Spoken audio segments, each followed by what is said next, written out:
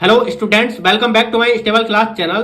तो dear students, आज की इस वीडियो में हम पढ़ेंगे महावीर प्रसाद द्विवेदी का जीवन परिचय, जो कि 11th क्लास के स्टूडेंट्स के लिए है। तो डियर स्टूडेंट्स, इस वीडियो को बिना स्किप किए एकदम अंत तक देखते रहना। देखिए, सबसे पहला आप इस प्रकार से ब्लैक पेन से हेडिंग लिखेंगे जीवन परिचय, ठीक है। और इसमें आगे लिखेंगे आचार्य महावीर प्रसाद द्विवेदी का जन्म सन 1864 ईस्वी में रायबरेली जनपद के दौलतपुर नामक गांव में हुआ था। यानी कि आचार्य महावीर प्रसाद द्विवेदी का जो जन्म हुआ था वो सन 1864 ईस्वी में रायबरेली जनपद के दौलतपुर नामक गांव में हुआ था, ठीक है। यानी कि रायबरेली जनपद देखिए उत्तर प्रदेश में है ये, यानी कि उत्तर प्रदेश के रायबरेली जनपद के दौलतपुर नामक गांव में हुआ था, ठीक है। इसके बाद लिखेंगे इनके पिता का नाम, ठीक है। इनके पिता का नाम पंडित राम सहाय द्विवेदी था। इनके पिता का नाम क्या था? राम सहाय द्विवेदी, जो सेना में नौकरी करते थे। यानी कि जो इनके पिता थे वो एक सेना में नौकरी करते थे। इनकी आर्थिक दशा अच्छी नहीं थी। यानी कि जो आचार्य महावीर प्रसाद द्विवेदी हैं, इनके पिता हैं, इनकी जो आर्थिक दशा है वो अच्छी नहीं थी। उसके बाद आगे देखिए, जिसके कारण पढ़ने लिखने की उचित व्यवस्था न हो सकी।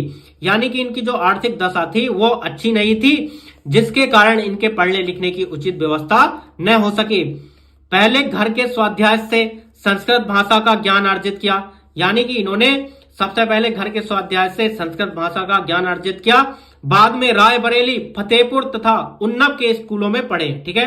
यानी कि इन्होंने सबसे पहले घर के स्वाध्याय से संस्कृत भाषा का ज्ञान अर्जित किया और बाद में रायबरेली, फतेहपुर तथा उन्नत के स्कूलों में पढ़े, ठीक है। इन्होंने रेलवे विभाग में 22 रुपए मासिक वेतन की नौकरी कर ली, ठीक है। आगे देखिए, विभाग में एक अधिकारी से झगड़ा हो जाने पर नौकरी से त्याग पत्र दे दिया।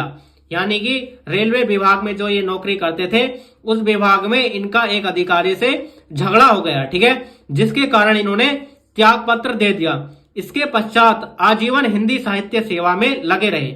यानी कि इसके पश्चात क्या करने लगे? ये आजीवन हिंदी साहित्य सेवा में लगे रहे और सन 1938 ईस्वी में इनकी मृत्यु हो गई, ठीक है। इनकी मृत्यु कब हुई? 1938 ईस्वी में, ठीक है। उसके बाद आपको जीवन परिचय के बाद लिखना है साहित्यिक परिचय, ठीक है। यानी कि आपको 11th और 12th क्लास में जीवन परिचय और साहित्यिक परिचय दोनों ही लिखने होंगे, ठीक है।